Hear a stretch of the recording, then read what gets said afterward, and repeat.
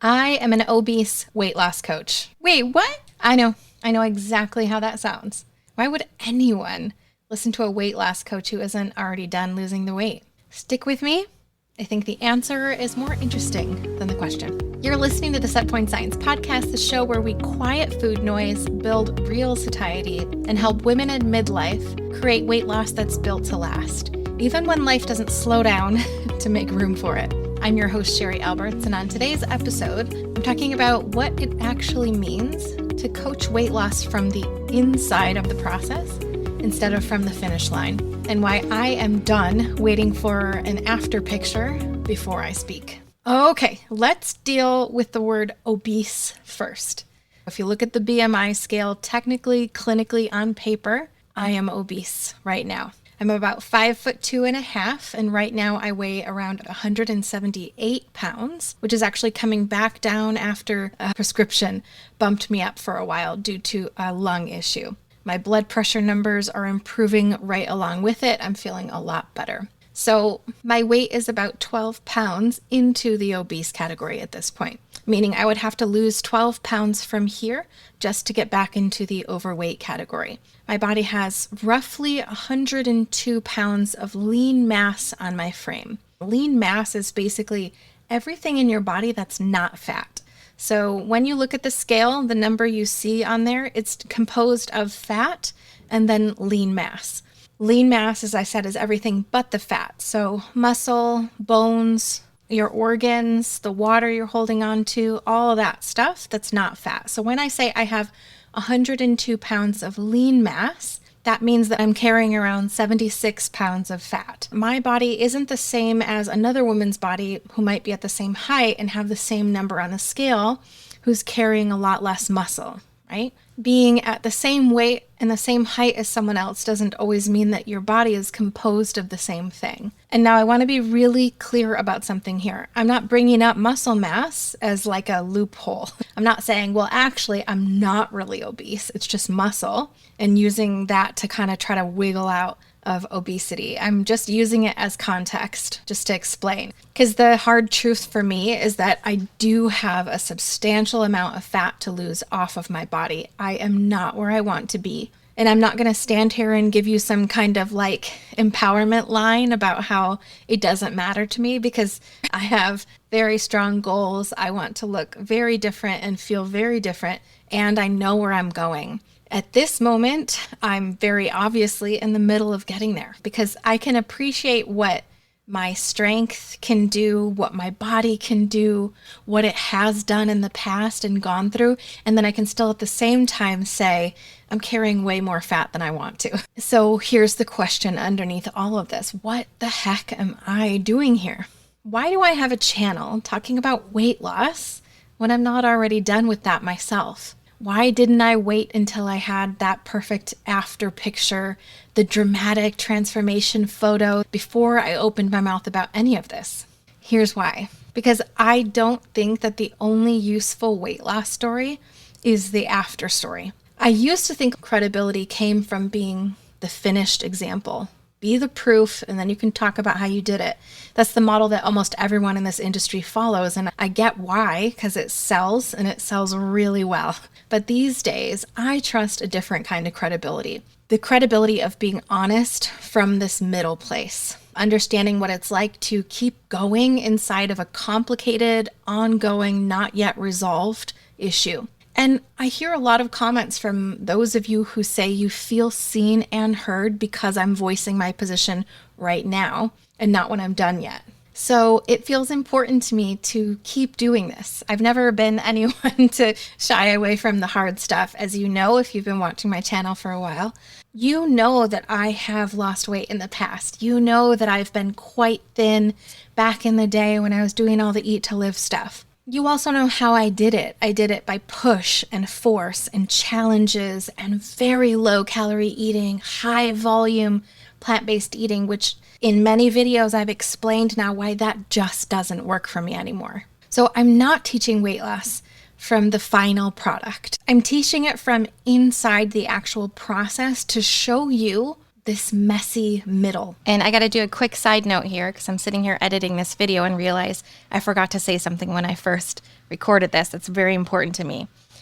And you might know this already, but I have stopped binge eating and overeating, like that emotional eating stuff.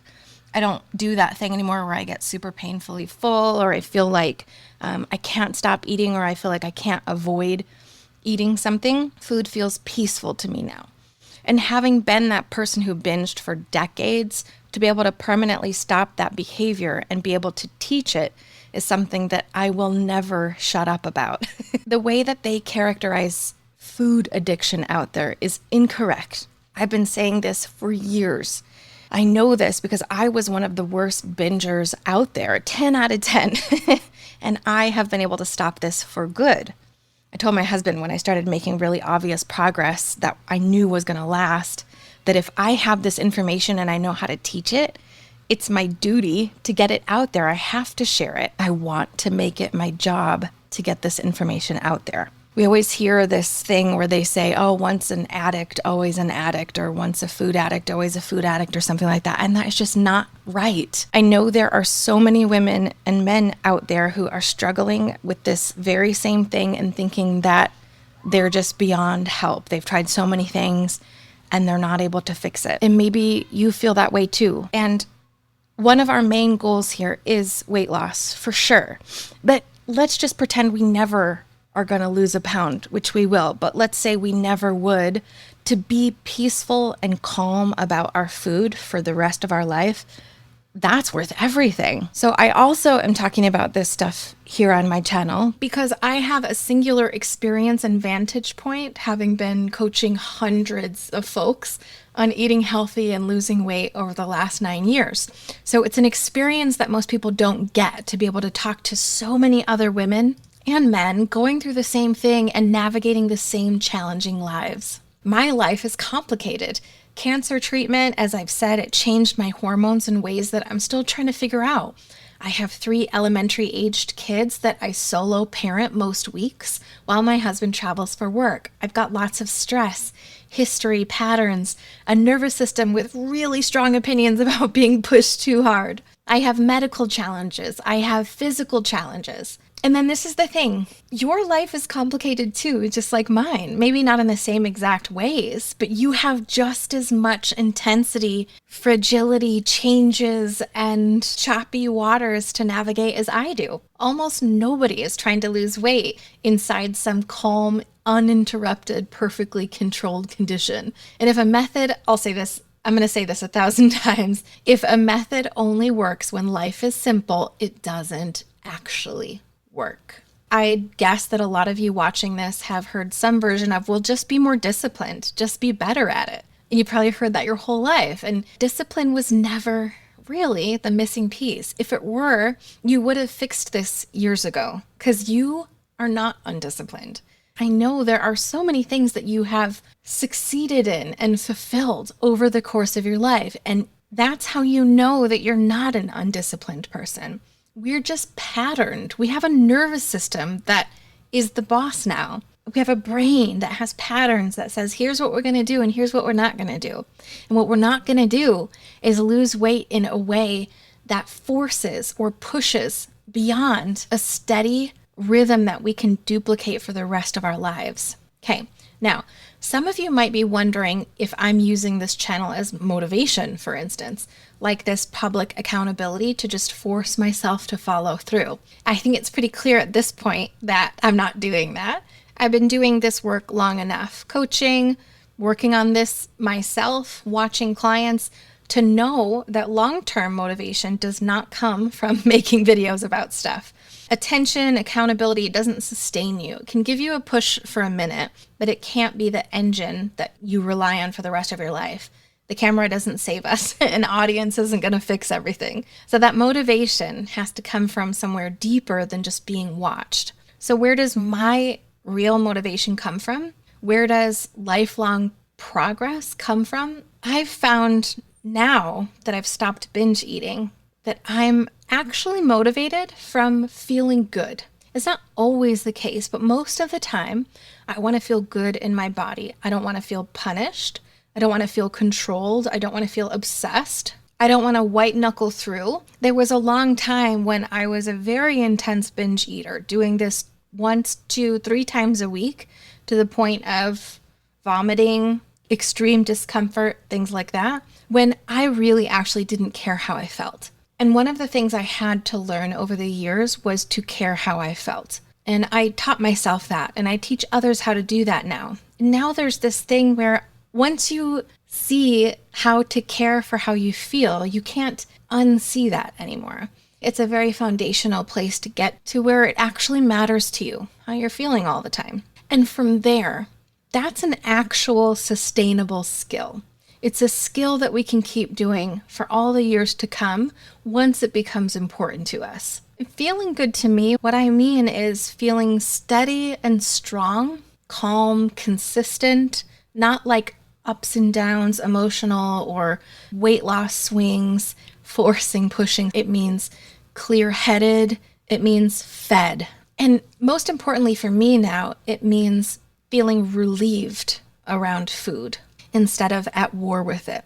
When I eat a meal, I want to feel relief. And that's a feeling I didn't used to have in my 20s and 30s, and I didn't even know that that was what I was going for. But what I'm really looking for is relief. Once I finished a meal, for my brain to go, okay, let's move on. And then what I've noticed is that when our body starts to actually feel better over and over and over again, it starts to pattern that. Your nervous system and your brain start to pattern interest and desire for feeling relief, feeling fed, feeling consistent, feeling neutral, and not having those wild swings anymore. It doesn't need to be forced. It starts to learn that and pattern it. And then it starts to pull you there on its own. Relief does that. I'm not just chasing a smaller, more agile body. I'm moving towards a better internal life as well. And the size of my body is just one part of that. It's not the whole thing.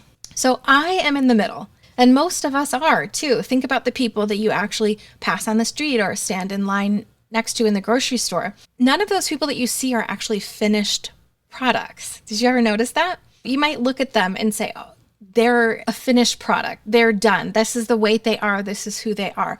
But interestingly, there's actually a very high probability that if you had a conversation with them, they'd tell you they're working on something, trying to fix something, trying to improve something, whether it might be a blood test stuff or their dress size. Almost all of us are works in motion. Everyone you see, works in progress, whether we advertise that or not. Even the influencers that you watch, the ones who seem to have it all figured out, what you're seeing is never the whole story. It's just the part that they chose to show you. You truly cannot judge a book by its cover, even though most of us do anyway automatically, myself included. But the middle that I'm showing you is where the weight loss actually happens. Not in the highlight reel, not in the 60-second transformation montage that everyone posts after the fact. The middle is the messy part. It has setbacks. Real life keeps crashing into it. And the middle is exactly where we find out whether the method you're using can survive contact with an actual human existence. So the middle isn't proof or something that I've failed. The middle is where the real work is. And so this is why I don't teach weight loss through punishment, starvation, shame, perfectionism. I teach steadiness, not speed. I teach how to actually lower food noise instead of muscling through it.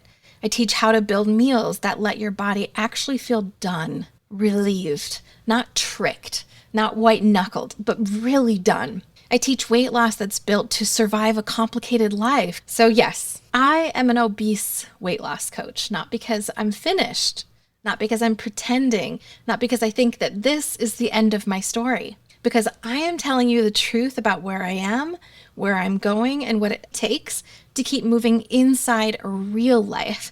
I am not the after picture. I'm in the honest, open, and yes, sometimes embarrassing middle.